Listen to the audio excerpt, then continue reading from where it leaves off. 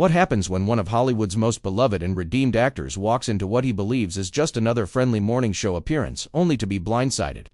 Live on air, by a host with a hidden grudge and a ruthless agenda. The atmosphere inside the Good Morning America studio that morning wasn't just tense, it was electric. Robert Downey Jr., a man who had fought demons and clawed his way back to the top of the industry, sat across from George Stephanopoulos, with every expectation of a lighthearted, career-focused interview. What he didn't know was that the man across the table had come prepared, not with curiosity, but with ammunition. Viewers at home had no idea what they were about to witness. Within minutes, what started as a standard promo spot would spiral into a brutal verbal brawl, with live TV as the battleground and reputations on the line. No edits, no second takes, just two powerful men locked in a psychological Malode war that would leave the studio in stunned silence and the internet ablaze. Before we unpack the full meltdown that turned morning TV into a battlefield, make sure you subscribe, tap the bell, and drop a comment. Was this journalism or a takedown disguised as one? The morning started like any other, inside the glass-walled studios of Good Morning America in New York. The energy was typical for a major network broadcast, upbeat, professional, finely tuned. Technicians buzzed around with coffee cups and clipboards. Producers coordinated shot sequences, and floor managers did mic checks with the mechanical precision of a Broadway tech crew. But under the surface, there was a static tension brewing, a feeling that something wasn't quite right. Robert Downey Jr. had arrived early, not out of obligation, but because he genuinely liked the quiet energy of the morning shift. Wearing a tailored navy blazer, crisp white tee, and his signature tinted glasses, he moved through the building with that unmistakable ease, charismatic, magnetic, familiar. Crew members smiled when they saw him. Some even whispered to each other after he passed. This wasn't just a movie star. This was our DJ, the comeback king, the Iron Man himself.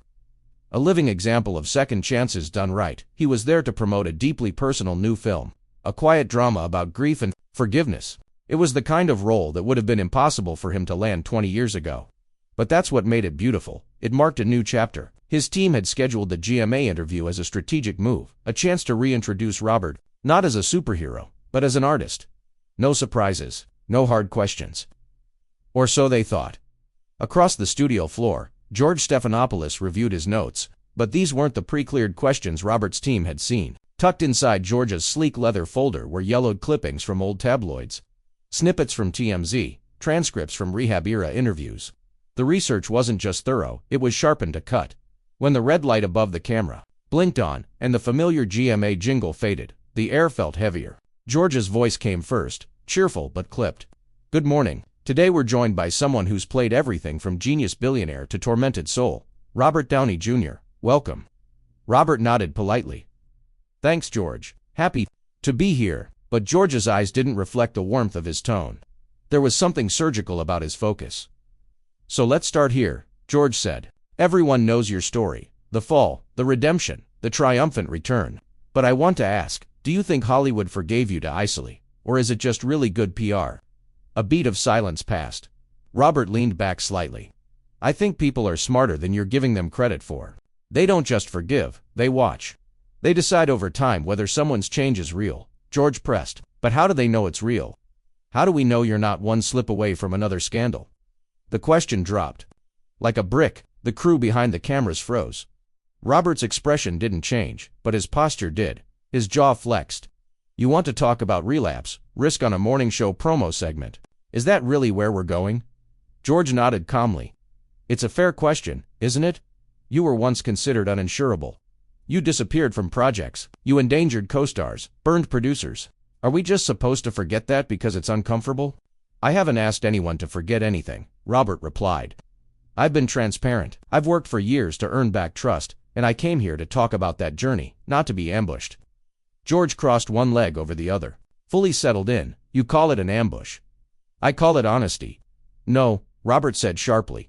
"What you're doing isn't honesty. It's provocation disguised as journalism." The studio's energy shifted. What was supposed to be a safe interview had turned into an interrogation. George leaned forward now, abandoning all subtlety. "Let's be clear, Robert, you nearly sank 2 major productions in the early 2000s. You were arrested multiple times. You broke parole. Why should the public trust you now? You're digging through 2-decade-old headlines like they're fresh revelations," Robert said, visibly tensing. "That tells me more about your motives than about me." My motive is to ask the hard questions no one else will. George replied smugly. Isn't that my job? Robert narrowed his eyes. You sure it's not just about reminding the world you still matter? That line hit hard. For a split second, George's professional armor cracked. His eyes flashed, not with journalistic resolve, but personal irritation. Be careful, he warned. Robert smiled coldly. Why? Are we done pretending this is an interview? Cameras kept rolling. No one dared cut the feed. I'm doing what every real journalist should, George said, his voice tight. I'm holding a public figure accountable. You're not holding anyone accountable, Robert snapped. You're using my past as a prop to boost your ratings. You want a confessional? Buy a ticket to the film. Otherwise, stop pretending this is about truth. Why can't you just answer the questions without losing your cool? George asked, goading him further. Because this isn't a conversation, Robert shot back. It's a setup. You walked in today already knowing how you wanted to spin this. You think you're the victim here? George asked, incredulous. No, Robert said, standing. I think I'm someone who walked into a professional environment expecting professionalism and got blindsided by a bitter man with a microphone. The chair scraped across the studio floor. The mic wire tugged taut as Robert rose, towering now. You're walking out? George asked, his voice rising an octave. Robert looked down at him with quiet fury. No, I'm standing up. There's a difference. You always walk away when it gets uncomfortable. George taunted. I didn't walk away from addiction. I didn't walk away from the work, Robert replied, voice steady but cutting. But I will walk away from a man who mistakes cruelty for courage. George rose too, chest puffed, hoping to salvage control. This is my show, he said, trying to reassert authority. Robert stared at him. Then maybe you should have used it to ask better questions. For a moment, they stood in silence. The air between them crackled. No one moved. No one breathed. And then George crossed the final line. You're just proving everyone right, Robert, he sneered. Still unstable, still dangerous, just better at hiding it. The words landed like a gunshot. Robert stepped in, slow and deliberate, until he was close enough that only George could hear the low snarl in his voice. You want unstable? He whispered. Try surviving what I survived. Try rebuilding your life when everyone bets against you. Try waking up every day with the weight of your past on your back and still choosing to move forward. That's not unstable. That's strength. George opened his mouth, but no words came. Here's what's going to happen, Robert continued. I'm going to leave, and you're going to sit here, staring into that camera, pretending this didn't just become the most embarrassing moment of your career. Robert slowly unhooked his mic, and every time someone watches this clip, they're not going to say, look at Robert Downey Jr. losing it. They're going to say, there goes George Stephanopoulos, the man who tried to assassinate a guest on live TV and ended up gutting his own reputation instead. He placed the mic on the desk, firm, deliberate, final. Enjoy your headlines, he said. And with that, Robert Downey Jr. walked off set. George stood frozen, speechless. Behind the cameras, no one moved.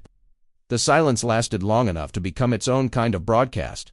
No graphics, no transition, just the image of a host standing alone, exposed. Someone finally cut to commercial, but the damage was irreversible. So what really happened that morning on Good Morning America?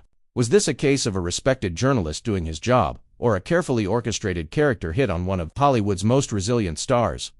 Did George Stephanopoulos cross the line, or did Robert overreact to tough questions? Was this journalism ... or televised ego warfare?